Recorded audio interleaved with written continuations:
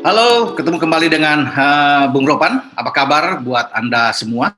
Ya, semoga Anda dalam keadaan sehat, tetap jaga prokes ya buat Anda. Dan saya akan berbicara kembali masih tentang seputar Liga Champions atau UCL yang sudah berlangsung, dan tidak akan fokus ke satu dua pertandingan, tapi ada beberapa pertandingan yang kita akan lihat ya bagaimana tumbangnya klub yang diharapkan bisa menang tapi kemudian kalah ya, seperti akhirnya kalah dari tim asal Moldova dan tidak ada yang terkenal ya. Bagaimana orang bisa melihat bahwa tim Sheriff ini bisa kemudian menang di markas Madrid dengan 2-1. Tapi itulah sepak bola yang mereka bisa mengalahkan. Kemudian Madrid itu melancarkan 31 tembakan, 11 diantaranya on target, hanya 1 gol, dan gol itu mereka dapatkan lewat penalti. Memang agak menyesakkan ya ketika penalti dari Benzema. Ya. Kemudian bagaimana 2 gol dari Sheriff ini, Yakubov, ya pemain dari Uzbekistan, dan juga Sebastian Chil, pemain dari Luxembourg, yang juga mencetak gol ke gawang Thibaut Courtois. Dan gol-gol ini tidak datang dari langit. Gol-gol ini adalah gol-gol yang bagus, gol-gol yang spektakuler, yang dibuat oleh tim anak bawang, tim underdog yang sama sekali tidak dihitung. Tapi justru sekarang Sheriff itu ada di posisi atas ya. Bagaimana mereka bisa meraih kemenangan ini, dan ini kemenangan kedua mereka kalau kita bisa melihat mereka dengan 6 poin. Satu hal yang luar biasa kalau bisa melihat bahwa mereka ada di posisi atas dan memimpin klasemen ya. Padahal orang bisa melihat bahwa di sana ada Inter Milan yang masih bagus-bagusnya ya, ada Shakhtar, dan apalagi dengan Madrid ya, bagaimana mereka bisa meraih 2 kemenangan, 2 kali menang, memasukkan 4 dan kemasukan 1, karena Sheriff sebelumnya udah mengalahkan Shakhtar ya, Shakhtar di grup D dengan 2-0. Ini akan menjadi mulus buat mereka karena Inter Milan yang juga diunggulkan tuh ditahan oleh Shakhtar 0-0 ya, dan Inter itu hanya baru meraih 1 poin karena dari 2 pertandingan mereka kalah sebelumnya di kandang ya, di Meazza dari Real Madrid dengan 0-1. Jadi ini menguntungkan bagi Sheriff ya, ketika Madrid hanya dengan 3 poin karena 1 kali kalah 1 kali menang, Sheriff 2 kali menang. Nah, kalau Inter tidak mampu mengalahkan Sheriff, Inter bisa terpuruk dan Inter bisa keluar dari grup D untuk bisa ikut di Liga Eropa. Bagi Sheriff mereka imbang, jangan kalau menang, wah, mereka pasti bisa lolos. Imbangannya udah bagus bagi mereka dengan Inter pada pertandingan berikut di matchday ketiga. Jadi itu kejutan yang luar biasa. Mereka bermain melawan Madrid, ya mereka hanya 4 kali tembakan, 3 diantaranya on target, ya, tapi 2 menghasilkan gol. Jadi lebih efisien mereka, ya bagaimana mereka bisa memanfaatkan peluang, walaupun mereka tanpa, saya pikir tanpa sepak pojok, ya, tidak ada satupun sepak pojok. Dari semua aspek mereka kalah, ball positionnya, shot on target, ya, shot ke gawang lawan itu kalah. Corner kick apalagi Madrid bisa 11 apa sampai 13 kali corner kick, tapi tidak menghasilkan gol sama sekali. Jadi memang itu kejutan yang luar biasa yang terjadi di Liga Champions. Nah, kita bergeser kemudian pada pertandingan di grup B, AC Milan. Ya. Saya berharap bahwa tim ini bisa menang setelah mereka tampil oke lah, ya, tampil bagus lumayan ketika datang ke Anfield, walaupun kalah dengan 3-2, tapi mereka bisa memberikan perlawanan bagus. Tapi akhirnya mereka kalah. Mereka sempat unggul lewat gol Leao, tapi mereka sejak di menit 29 itu bermain dengan 10 orang. Frankie Kessie bisa keluar, ya, ditarik dengan kartu merah ya, tentunya hanya 10 pemain. Tetapi kemudian mereka tidak mampu mempertahankan itu di 10 menit terakhir. Bahkan mereka bisa memberi kemenangan kepada ATM dengan ATM bisa membuat 2 gol balasan. Jadi ini memang sangat menyakitkan ya.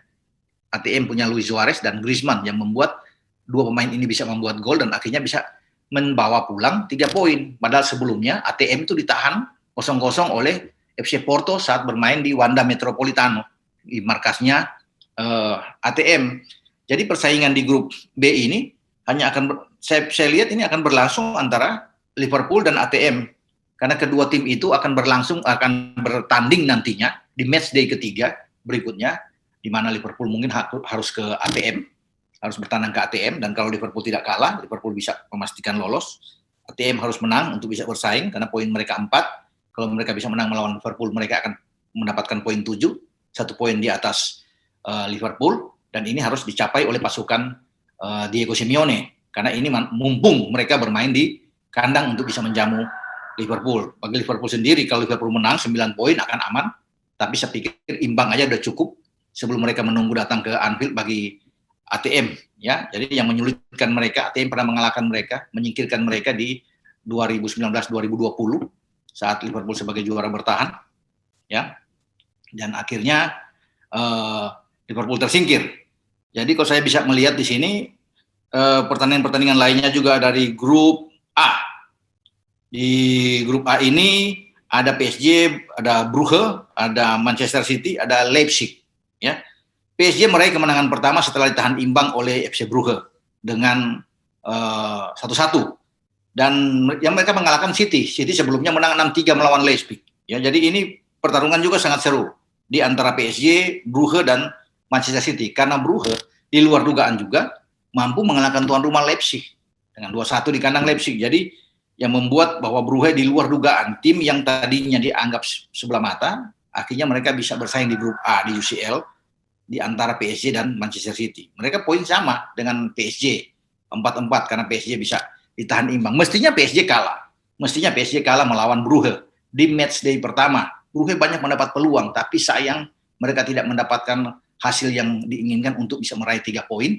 Ya, di saat mereka unggul, ya lewat serangan-serangan mereka yang bagus, peluang-peluang mereka yang terbuka di depan gawang Navas saat itu, sebelum akhirnya Navas digantikan oleh Donnarumma dalam match day kedua menghadapi City dan mereka bisa menang dengan 2-0. Apa yang tersaji dalam pertandingan PSG dan City dalam big match itu memang belum menggambarkan bahwa PSG ini tim yang menakutkan, walaupun mereka sudah mendatangkan Lionel Messi. Di depan memang ada Trisula maut, ada Messi, ada Neymar, ada Mbappe. Tapi saya tidak melihat bahwa 3 pemain ini bermain dengan kerjasama yang baik. Lebih penting ego yang ditampilkan, individu yang menonjol dilakukan oleh 3 pemain ini. Harus ada kesatuan, harus ada chemistry yang kuat sebenarnya untuk tidak saling menonjol di sini. Masih untung bahwa gol pertama Messi setelah 263 menit tidak mencetak gol bersama dengan PSG, dia bisa membuat gol kedua bersama PSG ke gawang Ederson Moraes. City setelah mendapat umpan dari Mbappe. Kalau Mbappe bermain dengan ego tinggi, Mbappe bisa mengontrol bola dan membawa bola ke dalam kotak penalti, Messi tidak akan membuat gol. Tapi kali ini dia masih bisa menghargai Messi ketika Messi melakukan umpan ke dalam kotak dan dibalikin lagi oleh Mbappe sebelum Messi bisa melepaskan tembakan dengan kaki kiri. Ya, jadi ini ada sedikit beruntung bagi Messi bahwa Mbappe masih bisa membalikkan bola itu kepada dirinya. Biasanya Mbappe akan bisa masuk, mengontrol dan melakukan terobosan ke dalam kotak penalti lawan untuk bisa menembak. Nah, ini yang harus dihilangkan saya pikir kalau PSG ingin betul-betul meraih trofi UCL, si kuping besar pada musim ini. 3 pemain ini harus betul-betul bersinergi, kompak ya.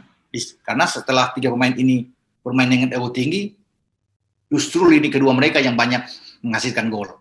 Ya, Idris Gueye bisa mencetak gol, Ander Herrera bisa mencetak gol. Di saat ketiga pemain ini tidak begitu maksimal bermain. Jadi itu yang harus dihilangkan oleh Pochettino. Harus berbicara di kamar ganti, harus bisa membentuk satu kesatuan yang kuat dalam starting 11 dia untuk ke depan. Karena kan persaingan kuat di UCL ini, ya.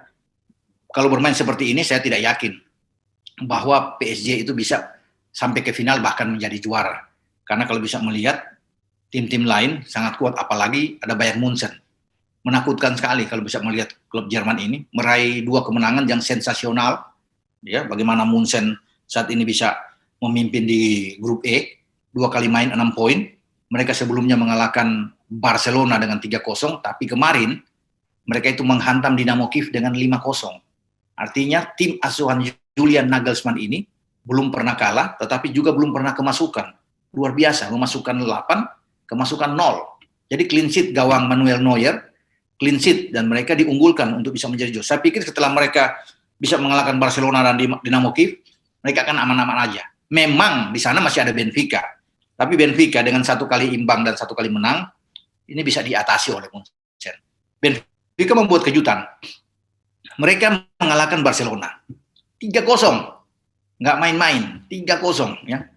Tapi kemenangan ini memang saya pikir saya sudah melihat ya bahwa Barcelona akan sulit untuk bisa mengatasi Benfica setelah saya melihat gaya main mereka menghadapi Munchen di kandang mereka, di markas mereka, dan mereka tidak mampu membuat gol, bahkan dikalahkan 3-0 oleh Munchen. Nah, ketika mereka ke Benfica, mungkin saja mereka bisa kalah, tapi tidak dengan skor yang begitu tinggi.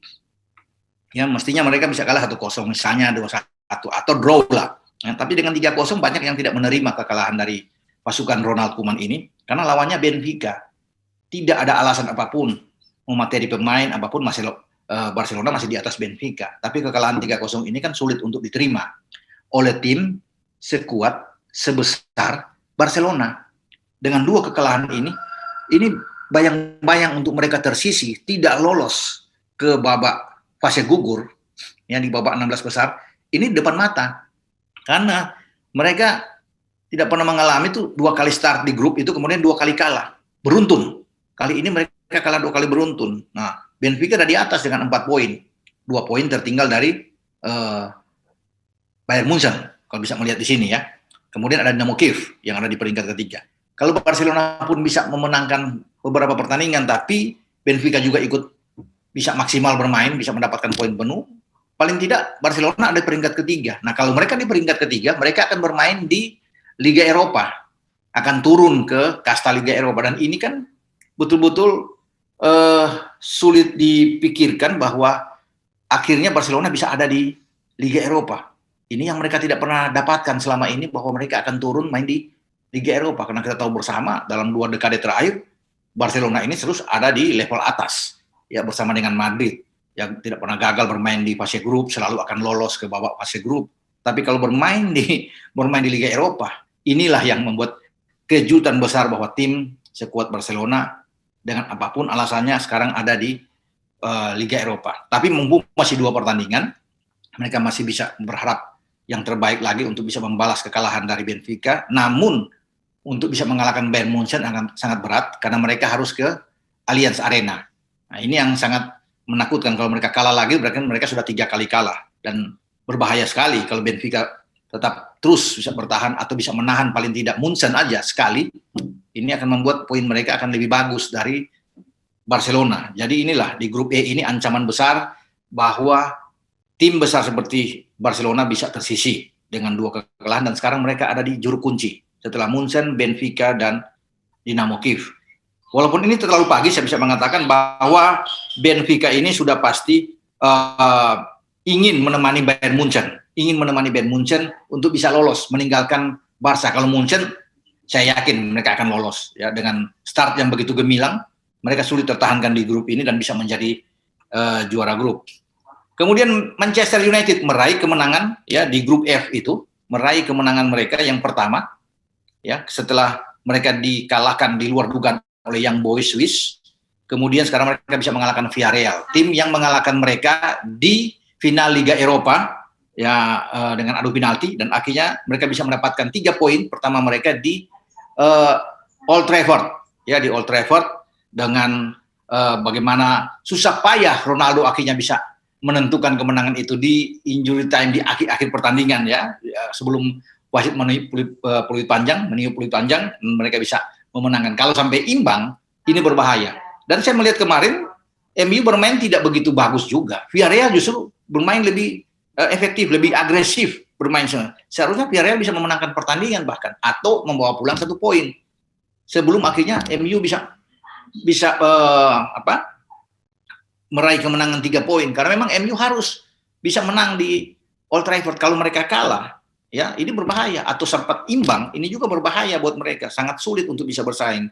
Walaupun di grup F ini tadinya saya mengharapkan bahwa MU akan dengan mudah lolos, tetapi padahal di sini kan tidak kuat-kuat ya, tidak kuat-kuat benar. Selain Villarreal, Atalanta, dan Young Boys, mereka bisa ambil, tapi buktinya saat ini mereka ada di posisi ketiga di bawah Atalanta dan Young Boys. Nah, itu yang untungnya Young Boys itu kalah kemarin melawan Atalanta 1-0 ketika bermain di Bergamo, di markas Atalanta. Jadi ini persaingan di grup F ini sangat rame untuk kita nantikan ya. Kita beralih di grup G Salzburg ya, dari Austria ini justru ada di atas sekarang dengan 4 poin ya, setelah kemarin juga bisa menang. Dan ada Sevilla juga 2 kali imbang ya. Saya berpikir bahwa Sevilla ini pasti bisa lolos, karena ini salah satu grup paling lemah ya. Salzburg, Sevilla, Wolfsburg, dan Lille ya. Mestinya Sevilla akan dengan mudah bisa menang di sini, tapi buktinya Sevilla wakil Spanyol ini belum pernah menang, selain hanya menghasilkan 2 kali imbang setelah kemarin ditahan oleh Wolfsburg, ya hanya 2 poin. Jadi ini grup juga yang masih rame, walaupun Salzburg ada di atas sekarang. Jadi Salzburg itu 4 poin ya, dengan 1 menang, ya dan 1 imbang, belum pernah kalah. Juga jadi ada 3 klub bersama dengan Sevilla dan Wolfsburg yang belum pernah kalah. Jadi grup G ini juga walaupun grup yang agak cemen menurut saya, grup ringan, tetapi persaingan juga sangat kuat di sini di antara Salzburg, Sevilla dan Wolfsburg. Kita akan tunggu siapa yang akan bisa lolos dari sini. Di grup H, grup H ini yang rame. Ya. Setelah Chelsea menang melawan Zenit dan Juventus mengalahkan Malmo, dua tim ini tentunya difavoritkan untuk bisa lolos. Ya pastilah dari grup ini. Orang tidak mungkin berpikir Zenit atau Malmo akan lolos. Dan Chelsea menjadi unggulan. Saya juga dari awal tadi melihat bahwa Chelsea bisa memenangkan pertandingan setelah Morata mungkin dan Dybala tidak bisa bermain melawan Juventus, tetapi kemarin justru Juventus termotivasi tinggi walaupun di Liga di Serie A mereka terseok-seok ya, tidak berada di papan atas ya, tetapi mereka tidak mau kalah ya. Ini harga diri mereka pertahankan dan mereka menjamu juara bertahan The Blues Chelsea yang banyak diunggulkan. Dan akhirnya Juventus bisa mengalahkan Chelsea untuk pertama kali di grup H ini. Jadi Chelsea bisa menderita kekalahan pertama mereka. Mereka sudah mendatangkan Lukaku. Kedalaman skuad mereka bagus, ya dari lini belakang, tengah ke depan. Tetapi Juventus memang ada bolong-bolong saya katakan atau tidak merata setelah Dybala dan Morata tidak bisa bermain. Tetapi mereka bisa memaksimalkan dengan Chiesa di depan yang akhirnya bisa membuat gol satu-satunya buat Juventus untuk bisa mengalahkan Chelsea ya. Juventus bermain dengan sangat rapi, sangat termotivasi di saat menjamu juara bertahan seperti Chelsea. Tapi ini baru pertandingan kedua, jadi ini kekalahan juga yang bagi Tuchel menjadi pukulan karena secara beruntun mereka sebelumnya kalah dari City, juga tidak mampu membuat gol di kandang di Stamford Bridge. Sebelum mereka akhirnya kalah lagi, tidak mampu membuat gol lagi di kandang di markasnya Juve. Jadi ini harus menjadi catatan penting PR buat Thomas Tuchel bersama dengan Chelsea untuk bisa melihat karena mereka sudah 2 pertandingan beruntun tidak membuat gol padahal mereka punya materi pemain yang sangat kuat di lini depan. Selain Lukaku masih ada Harvard, ada Timo Werner, ada Ziyech, ada Mason Mount, ada Pulisic, pemain-pemain yang sangat bagus. Belum lagi di lini kedua mereka. Ya di kiri kanan mereka sangat kuat, masih dari James, masih ada Azpilicueta sang kapten ke-11, Alonso, ada Kovacic, ada Jorginho. Walaupun kemarin mereka tanpa Kante ya yang kena COVID, tetapi kedalaman materi pemain dari yang dimiliki oleh Tuchel bersama Chelsea itu bagus. Bahkan sebelum turun lapangan menghadapi Juventus mereka masih diunggulkan dan jauh lebih bagus saya pikir. Jauh lebih bagus kalau dilihat dari kualitas pemain ya dibandingkan dengan Juve yang sulit untuk diprediksi karena dengan grafik naik turun memang agak sulit buat Chelsea buat Juve ya. Bahkan untuk bisa menang imbang aja udah bagus kemarin. Tapi ketika mereka bisa memenangkan pertandingan mereka sekarang ada unggul 3 poin di atas Chelsea. Ini memungkinkan mereka bisa lolos di sini ya sebagai tim, sebagai juara grup dan Chelsea bukan tidak mungkin akan menjadi runner up. Memang masih ada pertandingan kedua akan berlangsung di Chelsea di Stamford Bridge dan ini harus dimaksimalkan untuk bisa meraih 3 poin saat mereka menjamu Juventus. Termasuk bagaimana mereka masih punya harapan untuk bisa memenangkan pertandingan 2 pertandingan home and away menghadapi Malmo. Tim yang berada di paling bawah. Karena Malmo kan 2 kali pertandingan, 2 kali kalah. Jadi saya pikir ini Malmo tim yang bisa tersisi, ya juga termasuk dengan Zenit. Tetapi Chelsea harus berpikir keras juga kalau mereka ke Zenit. Karena pertandingan pertama mereka hanya menang 1-0. Ya, itu yang harus menjadi catatan bagi Tuchel. Sementara bagi Allegri, sang pelatih dari Juve, modal menang melawan Chelsea sangat kuat. Mereka cukup bermain imbang melawan Chelsea di Stamford Bridge dan menyapu bersih, ya pertandingan melawan Malmo. Karena mereka akan menjamu Malmo, kemudian mengalahkan 2 kali Zenit akan membuat mereka ada di peringkat atas untuk bisa menjadi juara grup. Itu adalah target utama bagi Allegri, bagi Juve. Jadi memang selamat bagi Juve bisa mengatasi Chelsea dan membuat Chelsea tidak membuat gol itu luar biasa, ya. Dan di luar ekspektasi banyak orang karena mereka tidak punya bomber seperti Morata dan Dybala yang bermain di depan. Tetapi mereka bisa mendapatkan 3 poin penting. Itu secara keseluruhan yang saya lihat pertandingan demi pertandingan yang berlangsung baik di pertandingan Rabu pagi atau pertandingan sampai Kamis di UCL, di Liga Champions. Masih ada pertandingan-pertandingan berikut, tapi kejutan demi kejutan terus berlangsung di Liga Champions ini, dan kita akan menunggu nantinya ya siapa yang benar-benar pasti akan lolos untuk bisa berada di fase knockout atau fase grup sistem gugur yang akan terjadi nantinya. Oke, sampai di sini dulu perjumpaan kita, pembicaraan kita dengan mereview seluruh pertandingan yang ada di UCL di match day kedua. Sampai kita ketemu, jangan lupa untuk like, subscribe, dan share channel YouTube Bung Ropan. Ciao.